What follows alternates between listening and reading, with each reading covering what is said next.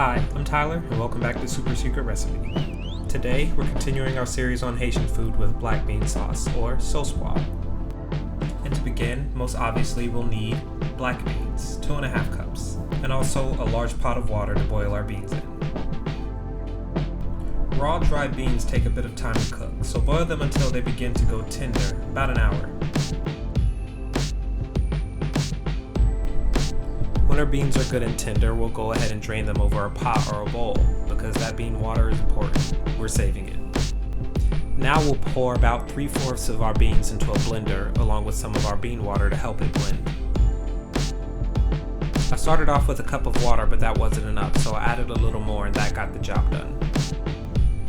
Now we'll pour our blended up beans into a mesh sieve. And using the back of a spoon, we'll push as much liquid through as we can into a pot. I again came up short in the amount of water I needed to add, so I poured a little bit more. There is some leniency here, as we're going to be boiling off a lot of the water anyway. It may take some time, but eventually we're left with this bean paste that I'm sure I can find a use for, but we don't need it for our sauce, so feel free to toss it. Now we just have a few things left we need to add to the pot. First, we'll throw in the remaining beans that we left unblended. Then, I have about 5 sprigs of thyme that I've tied up using parsley, just so that it's easy to fish out. Also, I have part of a green bell pepper that I've poked cloves into. This is again to make it easier to fish out the cloves later on. And I promise this is the last time, but I'm going to add just a bit more bean water, just to cover the pepper. And if you're out of bean water, or at some point you tossed it, regular old tap water is fine. And finally, we'll add a tablespoon of Epis.